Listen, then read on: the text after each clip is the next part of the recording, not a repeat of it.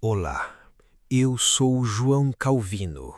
Quando peguei a pena para traçar os primeiros rascunhos desta obra, não o fiz no repouso de um monastério isolado, mas sob o fragor da perseguição e o cheiro das fogueiras que consumiam meus irmãos na França.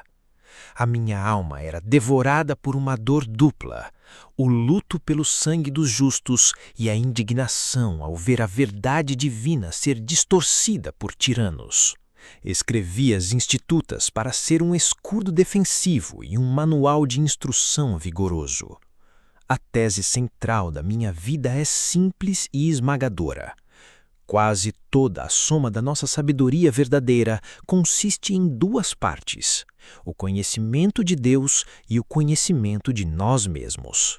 Você nunca saberá quem você é, o quão frágil e necessitado se encontra, até que contemple a majestade absoluta do seu Criador. E você nunca buscará esse Criador com sinceridade até que sinta nas próprias entranhas o peso da sua miséria. Nós nascemos com uma semente de religião plantada em nossos corações, os sensus divinitatis.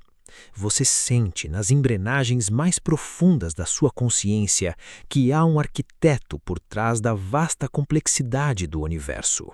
O mundo é o teatro da glória de Deus, onde a precisão dos astros e da anatomia humana gritam o seu nome. No entanto, a nossa mente corrompida é um labirinto, uma perpétua fábrica de ídolos. Em vez de adorarmos o Criador imaterial, nós o reduzimos aos nossos próprios apetites. Por causa dessa cegueira, a revelação geral da natureza não basta para nos salvar, ela apenas nos tira qualquer desculpa. Nós precisamos de lentes corretivas. A Escritura Sagrada funciona exatamente como um par de óculos para um homem com a visão embaçada.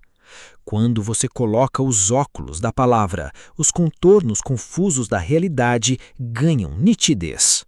A Bíblia não é apenas um livro antigo, mas a autoridade suprema que deve governar a sua razão, a sua casa e ditar o que você ensina aos seus filhos. Não confie nas filosofias voláteis desta era. Ancore a sua mente na rocha da revelação. E entenda que a providência de Deus governa não apenas os eventos cósmicos, mas cada microdetalhe da sua rotina. O acaso não existe.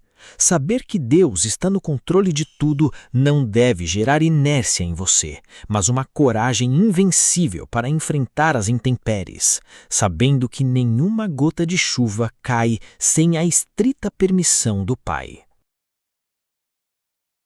Tendo contemplado a pureza do Criador, somos forçados a olhar para o espelho e o que vemos é um cenário devastador. A queda de Adão não foi um mero tropeço moral, foi uma infecção letal que atingiu absolutamente todas as faculdades do ser humano, o seu intelecto, a sua vontade e as suas emoções. Nós desejamos inerentemente autonomia longe de Deus. Estamos mortos em nossos delitos, incapazes de nos elevar pelos próprios cadarços. É aqui que entra a função cirúrgica da lei moral. Os 10 mandamentos. A lei não salva ninguém, mas ela possui 3 usos vitais. Primeiro, ela é um espelho impiedoso que expõe a sua sujeira oculta, provando que você nunca alcançará o padrão divino. Segundo, ela atua como um freio na sociedade, impedindo que os homens se destruam em sua perversidade natural. E terceiro, ela é a régua de conduta para aqueles que já foram salvos, mostrando o caminho que agrada ao Pai. Mas a lei apenas condena. Por isso, o coração da sua salvação é a figura do mediador. Deus assumiu a carne humana em Jesus Cristo para realizar o que a sua fraqueza jamais conseguiria. Ele não foi apenas um bom professor de moral, ele foi o substituto perfeito, o profeta que iluminou as trevas, o sacerdote que ofereceu a si mesmo num altar de sacrifício e o rei que conquistou a morte. Compreender a gravidade disso aniquila o orgulho humano. Todo o seu esforço intelectual, todo o seu estudo meticuloso e o seu trabalho árduo diário não compram 1 milímetro sequer de mérito diante do tribunal eterno. A salvação é uma obra de resgate em águas profundas e violentas, onde o afogado nada pode fazer a não ser içado pelo Salvador. Abandone a vaidade de tentar justificar-se com as próprias mãos. A sua justiça é um trapo de imundície diante do absoluto. Como então os méritos de Cristo se tornam sua realidade? O Espírito Santo é o agente que enxerta você em Cristo através da fé. Mas entenda definitivamente, a fé não é um mero assentimento intelectual aos fatos da história. É um conhecimento firme e certo da benevolência de Deus em relação a você. Dessa união viva resulta a dupla graça. A primeira é a justificação, onde você é declarado inocente e a justiça de Cristo lhe é imputada, como uma roupa limpa cobrindo a sua imundície. A segunda é a santificação, que é o processo lento, contínuo e doloroso de mortificar a sua carne para se tornar mais parecido com Ele. O cerne da vida cristã é a abnegação e o carregar da cruz diária. Se você deseja viver de forma plena, precisa cultivar uma mentalidade de sobrevivência espiritual. Desapegue-se dos luxos temporais. Você é chamado a meditar sobre a vida futura, para não ser escravizado pelas distrações ilusórias deste mundo presente. E é aqui que trato da eleição e da predestinação. Eu sei que muitos tremem diante desta doutrina, encarando-a como um labirinto aterrorizante e injusto. Mas eu não a revelei para gerar ansiedade. Ela está revelada nas Escrituras para gerar o mais profundo conforto na alma humana. Saber que a sua salvação não depende das oscilações trágicas da sua força de vontade ou da sua disciplina falha, mas foi decretada pelo amor insondável e soberano de Deus antes da fundação do universo, deve libertá-lo da angústia. Essa certeza não gera preguiça ou passividade, como dizem os tolos. Ela gera uma imensa e incontrolável gratidão que transborda em boas obras e disciplina feroz. Nós não trabalhamos para comprar o céu. Nós trabalhamos porque o nosso coração já foi eternamente liberto do inferno. Deus, conhecendo perfeitamente a nossa fragilidade estrutural, não nos deixou sozinhos e desamparados em nossa jornada terrena. Ele nos providenciou meios externos vitais, a Igreja, os sacramentos e o governo civil. A Igreja é a mãe de todos os crentes. Você não pode ter a Deus por pai se não tiver a Igreja por mãe. É no ajuntamento dos santos, na pregação fiel da palavra, na administração do batismo e da ceia do Senhor, que a sua fé é nutrida e a sua fraqueza é apancada.